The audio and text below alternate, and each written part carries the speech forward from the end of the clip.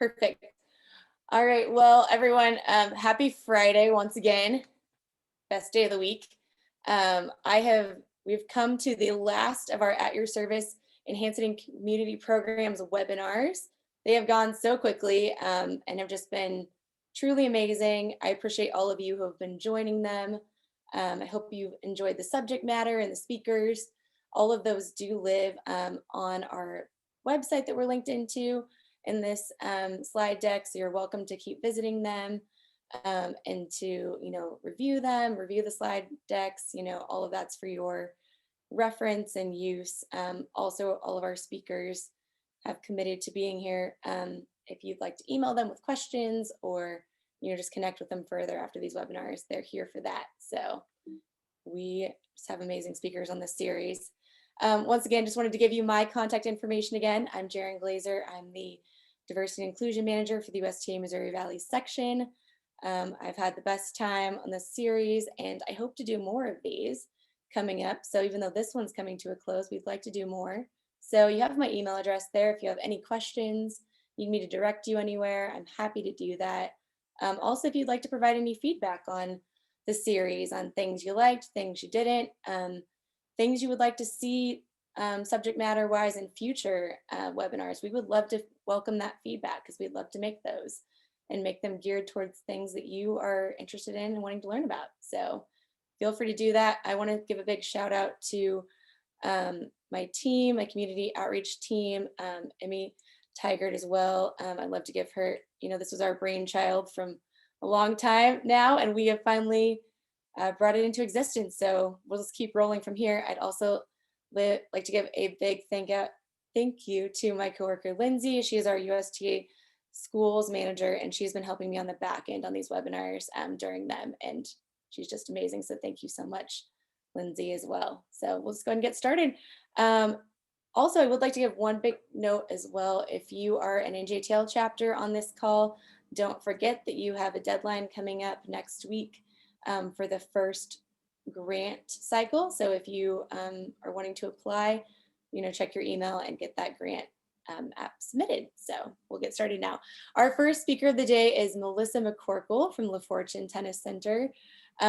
She is in Tulsa, Oklahoma, and she has been the operator and director of this center for a while now. It's amazing because, as a woman starting and basically expanding all the program at a center like that really had just very minimal program before, she's taken what they had and just built it far beyond what it ever could have been.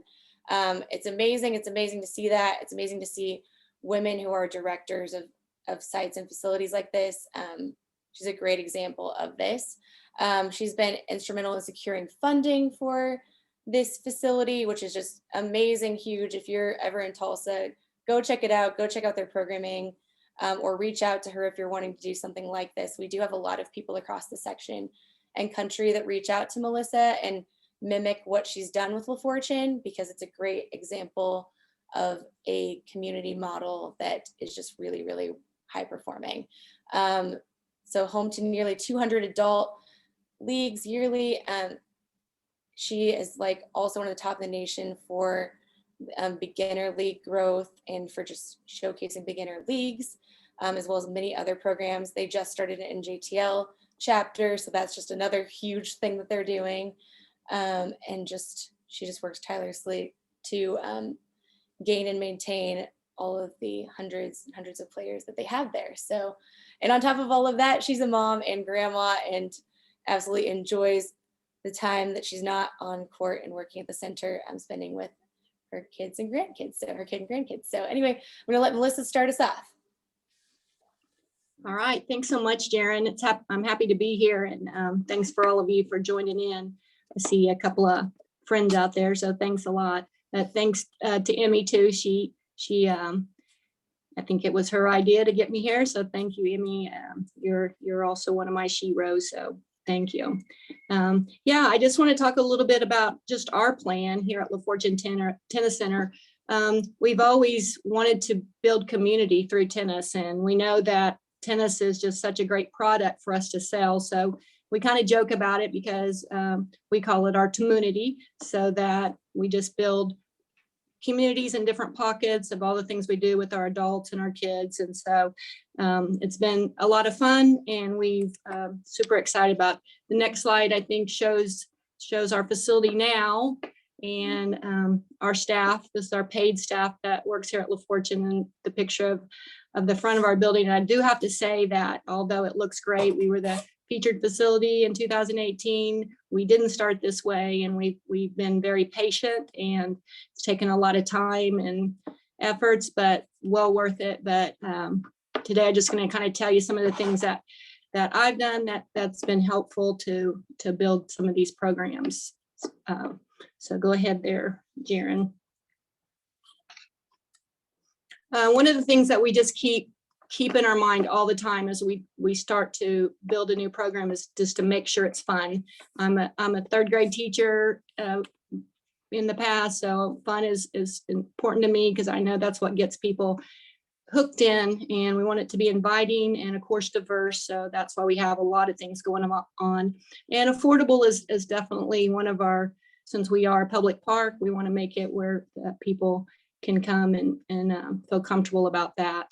So also one of our main goals is just to make it sustainable, and we do that by just kind of knowing, if our leagues have grown, which is kind of our final outcome, especially for adults, are they on a USTA team, then we know we have them hooked in for life, because they are set to go. And so all the time, our goal is just making players want to come back for more. So it's a good working plan, and we're super excited about it. So you can go on to that next one.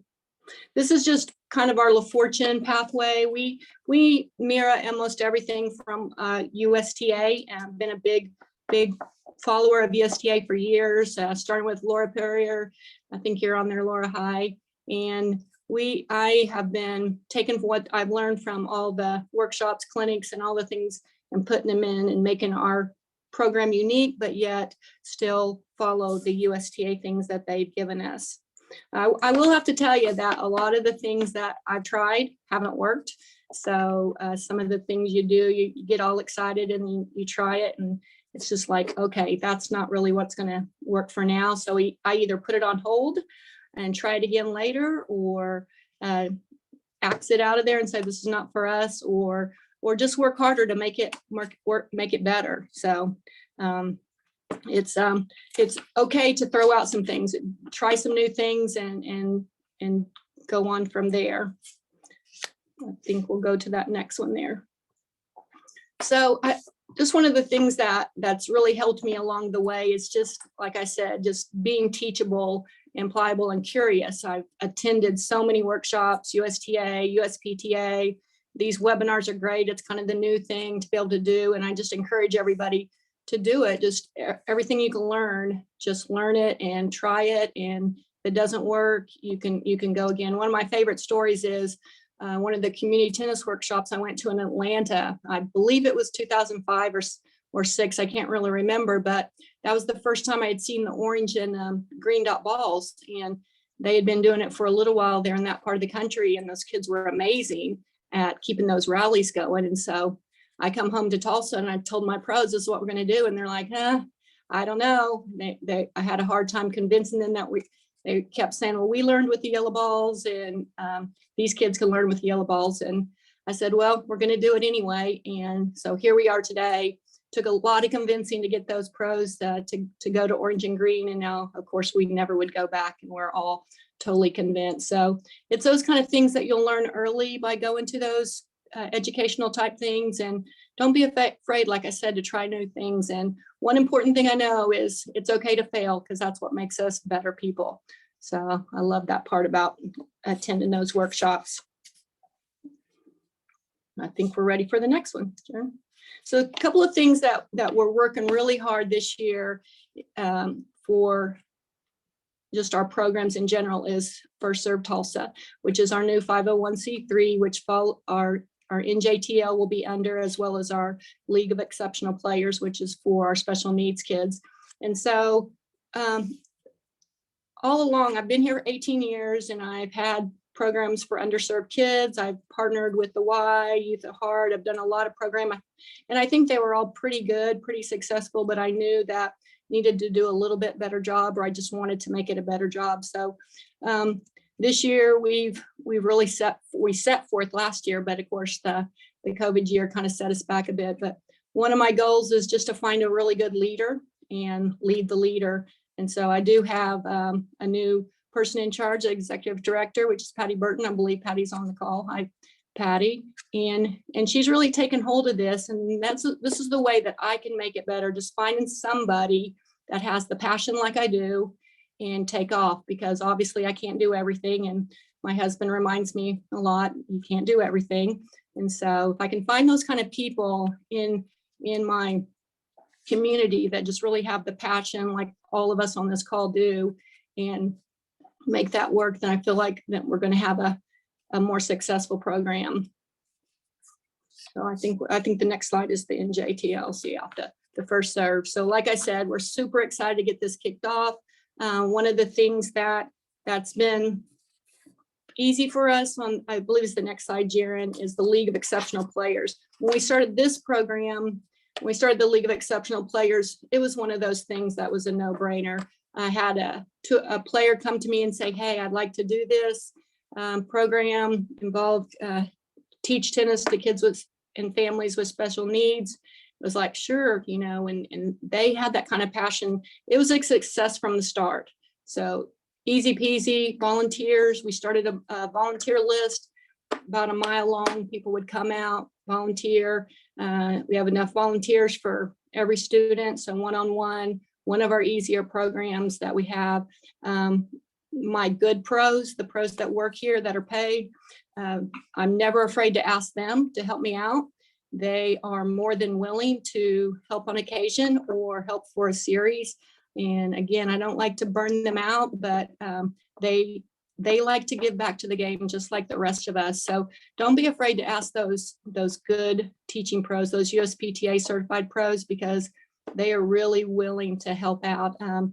Russell Warner over at Philcrest, before I'd really grown this program, would come over and help me do some programming. I'd go over and help him. So don't be afraid to ask even pros at other facilities, because you really want those qualified pros that can teach tennis to help you out.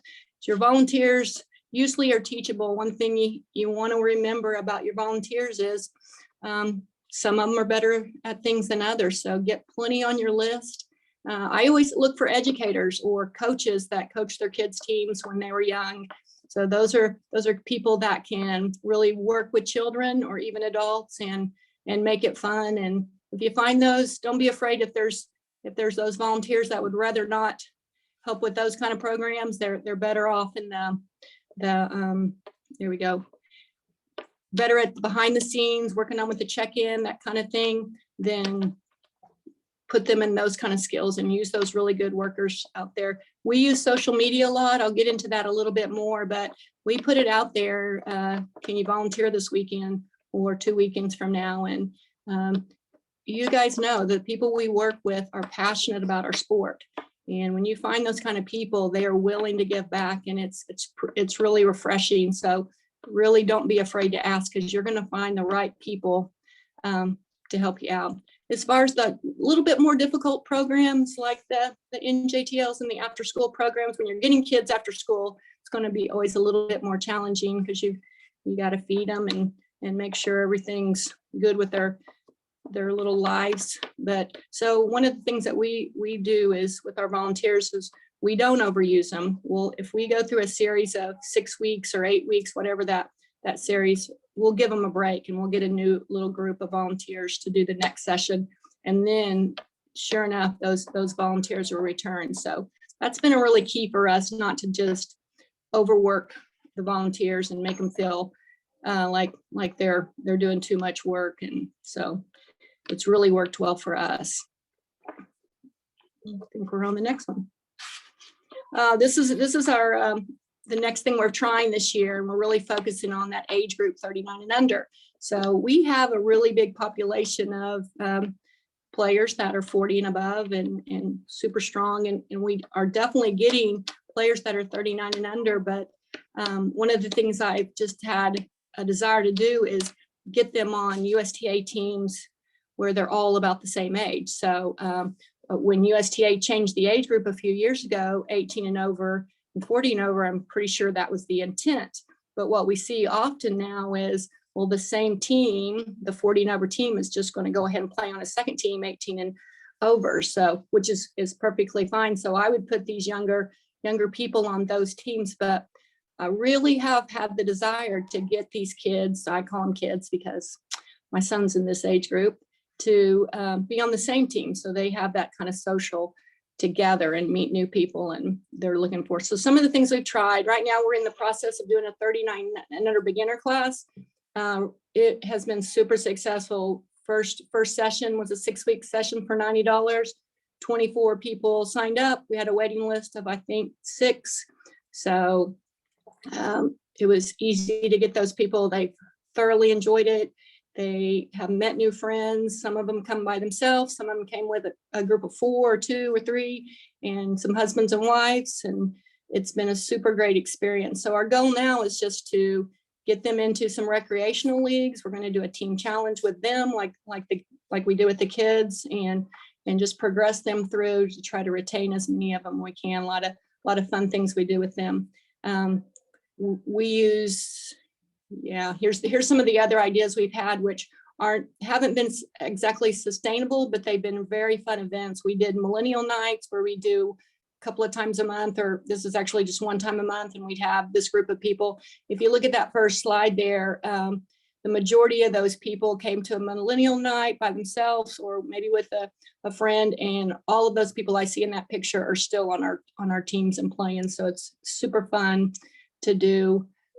We do it at a time where our facility wasn't really being used, like a late Saturday night or Sunday night or sometime when, and I would always use my young pros to do it. And I'd come and maybe greet them and say hi, because they kind of like the mom figure every now and then, but I'd leave and let my young pros handle it.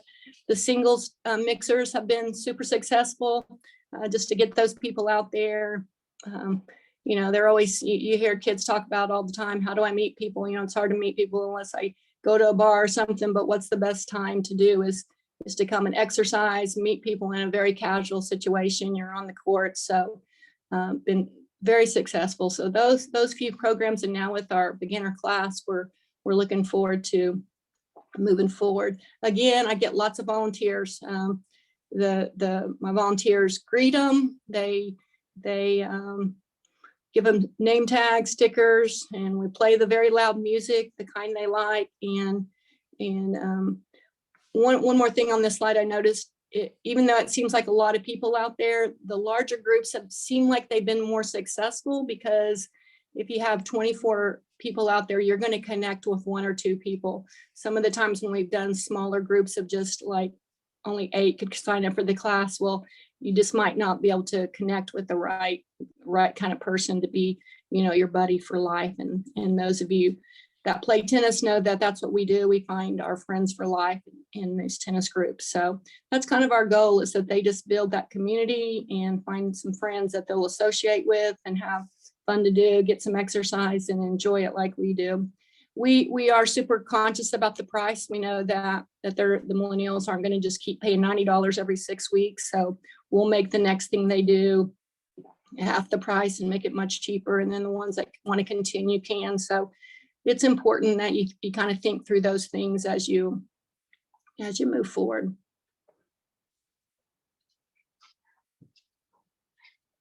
Yeah. And I think this one, I've kind of covered all those things. Yeah. So this has been super important. And I want to stress the part that I am so not good at many things. So I find people that are and get them on board. And I have a person now, Trista Huntley, that does all my social media, and it has definitely paid off. You find somebody, because this is where you're going to connect, especially with this age group. But we all know that pretty much every age group is into the social media now, and that's how we communicate with them. We used to do the flyers in the lobbies and those kind of things, but this has been much more effective. We started our court reserve system where they can reserve online and pay and everything. And we kind of did that mostly because of COVID, but now it's worked out great. It'll double your programming just by using these super effectively. And again, if you don't have anybody on board, people will volunteer for you at the beginning. And then when you get to a point that you feel like you need to bring someone on a payroll and you can do it, then do it. But I guarantee that you'll have people in your community that you've built that love so much what you're doing that they're gonna volunteer their times and efforts. So look for those kind of people. And when they say they'll do it, then you get them busy right away. I'm not afraid to ask people for a little bit of volunteer time. And then I think the last one there, yeah.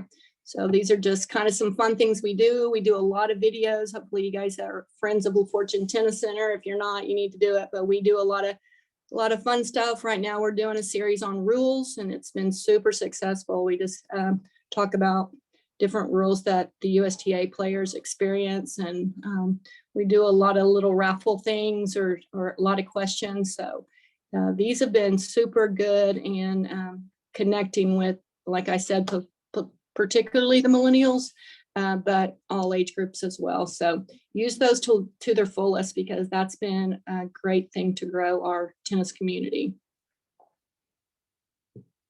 And yeah, I think I'm gonna wrap it up there, but I just want to say that, you know, again, La Fortune Tennis, we've done a lot of things, but it's been a big team effort. So all the people that you can involve, you know, you can't do it yourself.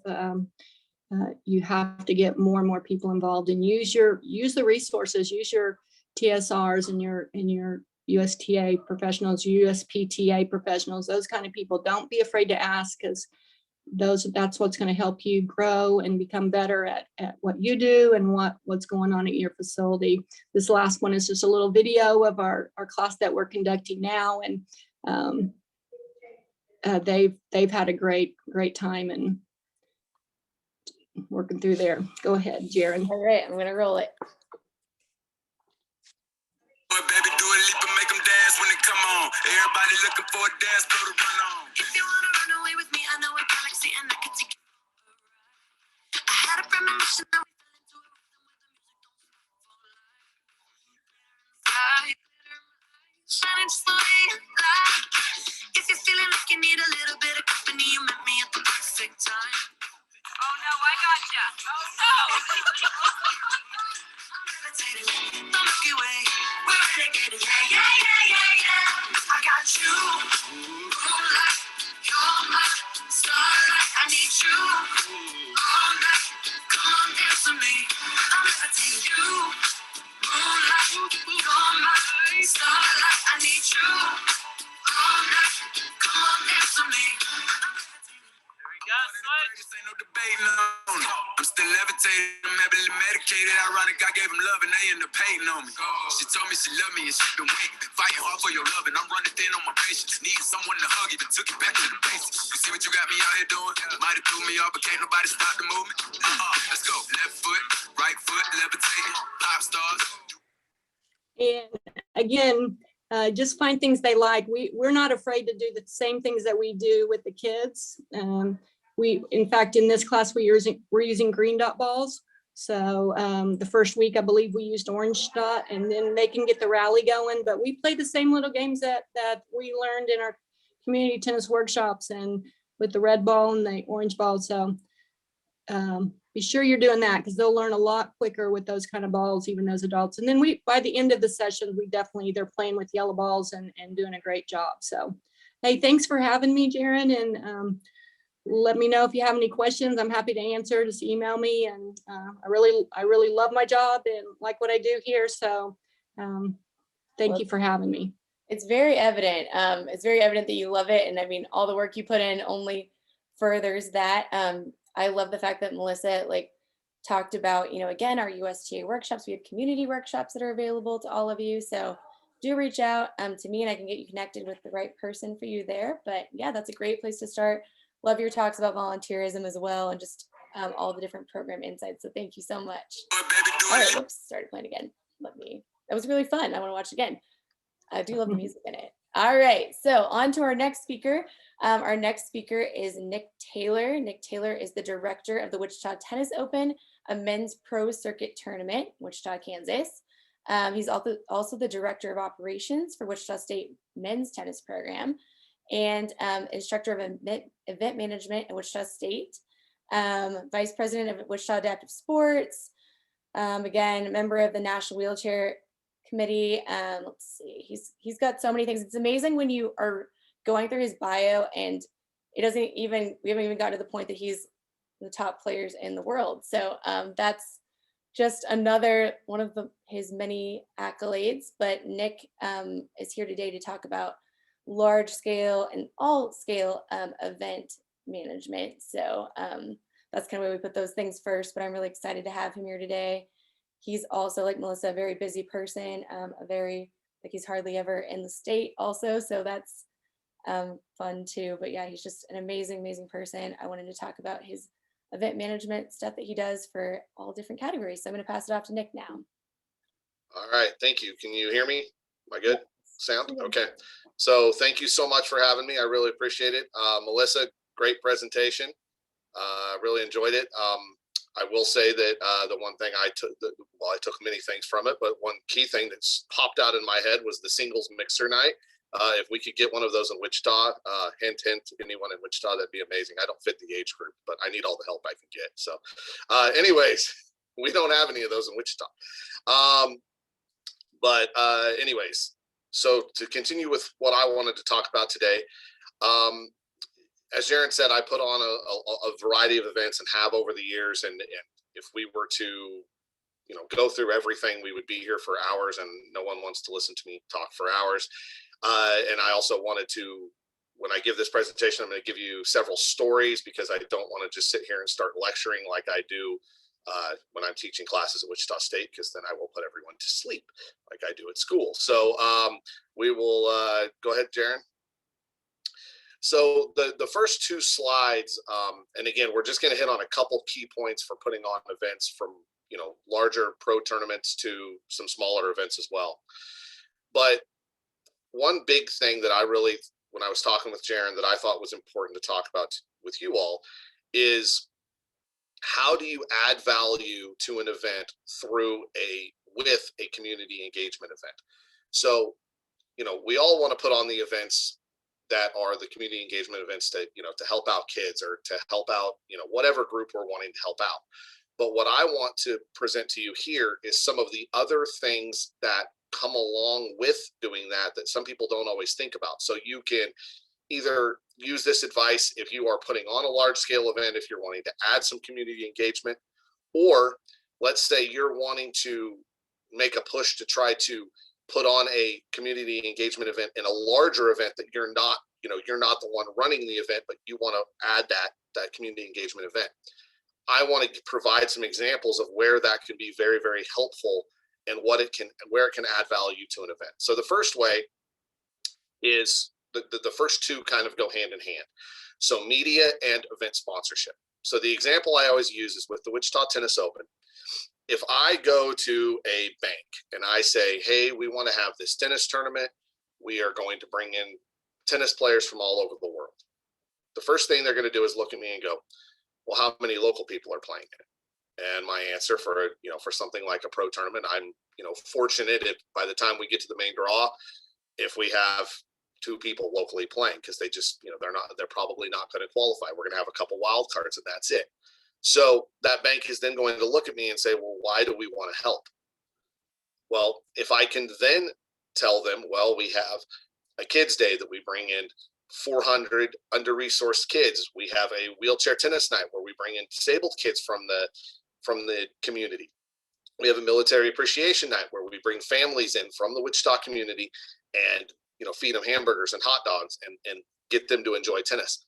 All of a sudden that bank went from not interested at all to very interested, because now there is direct community involvement and local community involvement. The same thing with the media. So the picture that we put on there, that was from 2 years ago. I did a short wheelchair tennis exhibition on court in between our 2 main matches that night. And then afterwards, we had a wheelchair tennis clinic for all the local disabled kids to come to. And the reporter there, she showed up and she recorded the exhibition. And then she came and talked to me, and she goes, she said, where's the clinic for the kids? And I said, well, it's over on court 3, but we have one of the highest ranked doubles teams we've ever had here in history playing in the pro tournament right now. Don't you want to film them? No, I'm here to get the local stuff. So, that is an example. I had other times that even with players that the media, just, if you don't have local players, they're not as interested. So with our event, it's pretty hard to have local players. So this is a way to get media involved. We did the morning segment, a live morning show with one of the kids' days a couple of years ago. That is one of the best ways to get media involved, to come out to an event, is if it has a local tie as well. So I know this somewhat only applies to, really, especially with the media, because a lot of your events are going to be completely local. But when you are putting on these bigger events, that's a great way to do it. And event sponsorship, that is almost every sponsor we have is connected somehow to a community engagement event within the pro tournament as well. So Jaren, you can go ahead to the next slide.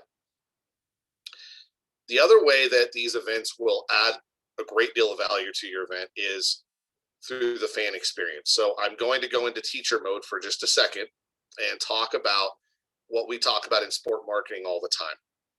And that is core product versus a product extension. So the example I always use in class is, if you think about Ford Motor Company, do they have control over their core product? Of course they do. Their core product is a vehicle. They have direct control over what that vehicle looks like, how it performs, every single aspect of it. But I will use an example that I use instead of talking about tennis. I'll talk about hockey for a second. So I'm a season ticket holder of the Wichita Thunder. That's a minor league hockey team here in Wichita. I've been going to games since I was a little kid. As the sport marketer, what is the core product for the Wichita Thunder? It's the game. It's the on-ice game. Well, that is the one thing that they have absolutely zero control over. The marketer has no control over what happens on the ice that game. There could be fans that are there wanting to watch a fight, and there's no fights. Melissa, I'll pick on you a little bit because Tulsa Oilers are a big rival. So last weekend, Tulsa comes to town, and there's a lot of fans that come up from Tulsa to watch that game.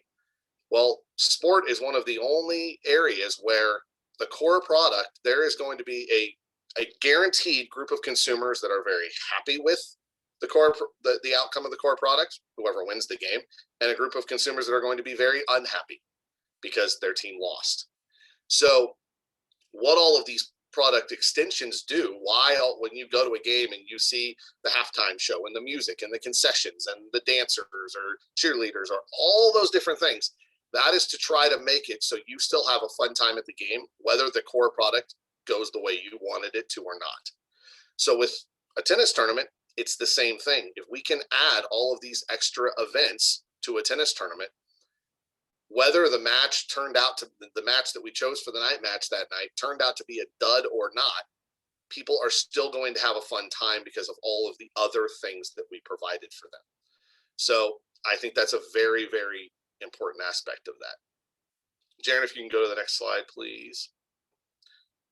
So now we're going to completely kind of flip events here, and I'm going to talk about what I want to talk about for a minute is quality over quantity. So I've spent a great deal of time on the National Committee for Wheelchair, and when I'm working with these grassroots organizations, they're always worried about how many players are going to show up to their first clinic. And well, what do I do if I don't get 50 people? And I say, if you get 50 people, that's an absolute home run. What do you mean if you only get 50 people? So I always tell this story. I guess it would be 11 years ago now. Our local wheelchair sports club, we put on a thing that day called the Paralympic Sport Experience. And what it was for was we were supposed to get disabled people that we hadn't met yet, new people to come out and experience a couple different sports. One of those with us is always going to be wheelchair tennis. So we put this event on, and of course, as I have there at the bottom, events can be unpredictable. it's Kansas and it decides to be 108 degrees that day. So here we put on this big event. We spent this money. We sat at this school for 6 hours. One new person came. One. That's it. Everybody, the few others that even came were people we already knew. And at the end of the day, I looked at the people that put it on and I said, you know what? I know only one came, but I just have a gut feeling. I think this might be okay. I think this one person might be worth it. Well, that one person that showed up to that event that day was Casey Ratzlaff. If you don't know who Casey Ratzlaff is, he is now ranked number 20 in the world and is by far the highest ranked American in international in the men's division. There's multiple divisions. I won't get into that, but in the men's division, he's the number 1 ranked American. So we put on that event. He tells the story all the time. He didn't even want to come to it. He wanted to go to the lake with his parents, but his mom made him go. And you see what came from it. So I just think that's an important story for you to hear, because so many times people get so discouraged because an event isn't this massive amount of people, but it doesn't always have to be. If you can make a difference in one person's life or one kid's life, it can matter. So anyways, on to the next topic. So volunteer and staff management, I'll try not to go too long on this one, but a couple things, and Melissa hit on this too, but one thing you have to remember with all of your volunteers, and it's really hard when you are just putting on a one-off events, because you might not know the volunteers as well as you would, like Melissa that's doing programming and, they're there continually. They are the face of the organization, and you have to remind those people of that. So whether it's the person standing at the gate, telling people where to go, or this year somebody taking a temperature or something like that for COVID, or a ball kid, anything they do is a reflection of the organization. So I think that's or the reflection of the event. So I think it's very, very important to remind people of that and remind yourself of that. Also, the most important person to remind of that is your volunteer staff coordinator. And I think that is so important that you have a volunteer coordinator. I don't know how many of people on this call, I'm guessing pretty much everybody probably at some point has gone to volunteer at something and they got there and the event was unorganized. You didn't really know what you were supposed to be doing and no one ever told you what to do. And that is very frustrating. And that makes you probably not want to volunteer again. So if you have that volunteer coordinator who can know what to do with each person, know what their job is, assign time slots and make sure that that person feels like they're doing something meaningful, that is how you are going to get volunteers to come back. The other massive part with your entire event, but especially with volunteers, is communication. So I'm going to tell a quick story here. I'll make it as quick as I can. So 2 years ago, when I ran my tournament, I had the same person prior to that. That was my operations person. She had worked every tournament with me. Well, 2 years ago, so this was the last tournament, she moved back to Spain. So I had a brand new set of people helping me with the event. And I had 2 students from Wichita State Sport Management helping me. So the very first morning I go in and I say, okay, guys, here's the deal. Matches start at 10, it's 8 a.m. I need you to fill all of the coolers with water. Here's how you do it. And I gave directions on each set of coolers, how many bottles to put in, how much ice to put in. For the on-court ones, those were the big ones. I said, I want a quarter of the way with ice, 12 bottles of water, then you put ice on top to get them full. You don't put them out until the matches start. So I tell them to do that. I carry on with my morning, blowing courts, getting everything else done. About 9:30, our head referee comes up to me and he kind of to give me crap because he knows me. And he's like, Nick, a good tournament director would have already got their water out on, would have already got their water ready. I said, what do you mean? The water is ready. He goes, no, it's not. So I went and I got my 2 volunteers and I said, guys, what the heck? What are you doing? You're supposed to get the water ready. Oh no, we did. I said, no, you didn't. Yeah, we did. So they took me and I said, well, show me. They opened the cooler. I looked down in the cooler. There's just ice. That's it. There's no water. I can't see. There's no bottles of water in there. And I looked at him and I said, guys, I know I'm not completely crazy. There are no bottles of water sitting in that. And then I stopped and I looked at him. I said, you've got to be kidding me. You actually opened 12 bottles of water and poured it into the cooler, didn't you? Yep, we sure did, because that's what you told us to do, Nick. So I don't really know how that story with communication, when I asked them later why they thought that was the right thing, their answer to me was, well, Nick, you always speak very clearly and you told us exactly what to do and we followed your directions word for word. So I guess in the end it was on me, but and if you're wondering why that water went to waste because it was poured in the cooler, I can't give a pro player water unless it is in a sealed bottle because of anti-doping rules. So I got to, it was 12 bottles of water in 6 coolers. So I got to water the grass with expensive bottled water. Anyways, go ahead, Jaron. This is kind of the last slide, but I just think it's something that's really important to remember. And the idea when you're putting on these events, you can have this wonderful, great plan. You can have everything written out to a T. And in the end, something's going to go wrong. Something is not going to happen the way you thought it would. The key is to stay calm. As I say there, embrace the chaos. And the most important thing that I remind other people is just because it's not necessarily going according to the plan that you wrote down on a piece of paper, that doesn't mean that anyone at the event, even half your volunteers, 3/4 of your volunteers, know that it's going wrong. So the story I always tell about that, and I'm always hesitant to tell this story because it can sound kind of bad, but one year, one of our kids' days, so we do multiple kids' days, but this kids' day is just a drop in. It's not the one where we bus in 400 kids. It's a drop in kids' day. So you never know how many kids are going to come. And again, this summertime in Kansas, 20 minutes before it's supposed to start, out of nowhere, thunderstorm pops up. Well, we don't have any indoor courts at Wichita State. So I have all these kids walking up and I have nowhere to go with them. I don't know what to do.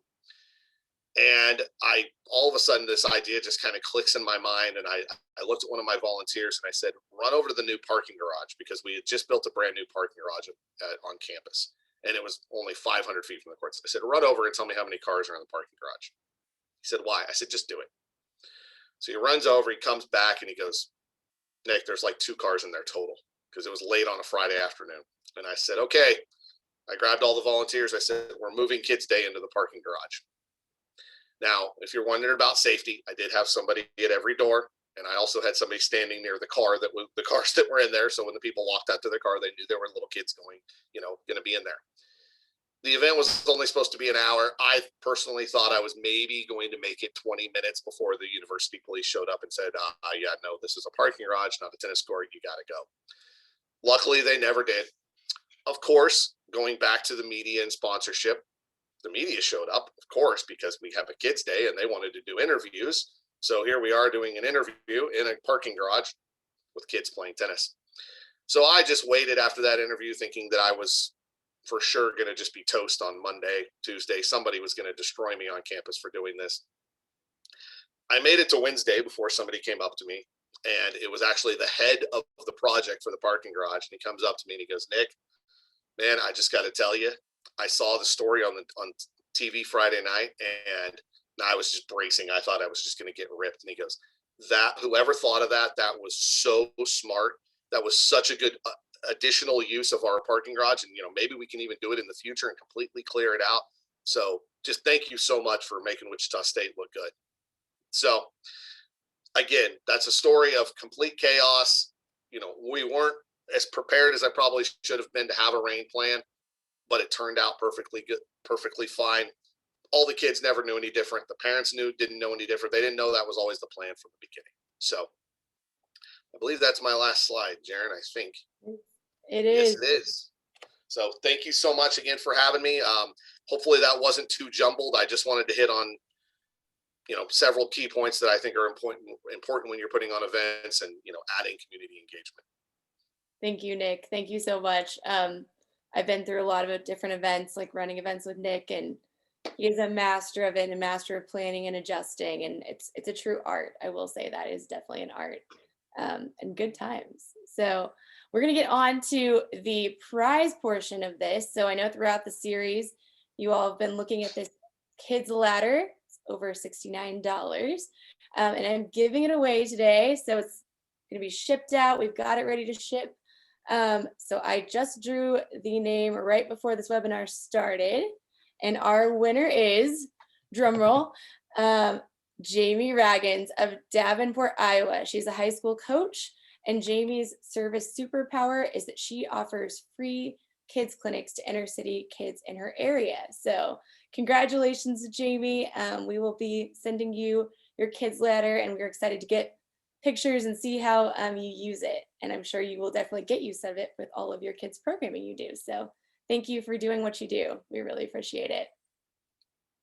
All right, and before I let you guys go, just gonna let you know a few other webinars that are available, and also our Tennis Industry United site. Feel free to take a look at the slide deck later and check out this site because it is very useful for a lot of different tennis information. Also, we have our webinar series that's still going on. Sorry, not that one, but the CTA and Parks webinar series is still going on, which I think is another one that you guys might be really needing to look at as well. So take a look at that. And then a very special one that I wanted to highlight today, and Miss Renee Bridges is on this call as well on this webinar. But this is her baby. She is the queen of webinar series. Her lunch and learns are just fantastic. And she's a colleague of mine from USTA Middle States, and she is the D&I manager for Middle States. And she's putting on a series just next week on the 27th that you should check out. It's in Eastern time, and it's going to be on recruiting and training diverse teaching professionals. She has a packed presenter list. I will be checking this out. It's an amazing webinar. She always does a great job. So feel free to check out these and reference the slide deck if you need more information on them. Also, once again, if you have any, if you want to rewatch any of these webinars, I put the link in here to all of them, as well as Jamie put a link in the chat, and it's also connected to this link on for the USTA Missouri Valley programs. It has QR codes for you to be able to get into all of our programs and learn more. So we'd love for you to check out our different offerings and to be able to learn more. So thank you all again so much for joining the series. Really appreciate it. Really appreciate everything that you are doing, for your communities, and I'm excited to see how they continue to grow with your efforts. Thank you again to our speakers. Thank you, Melissa. Thank you, Nick. You're amazing. I know you both are busy, but thank you for your words and for your inspiration. And thank you to all those who spoke on this series. It's just been amazing. So let me know if you have any thoughts or ideas for future series, but thank you all and I hope you have a great Friday.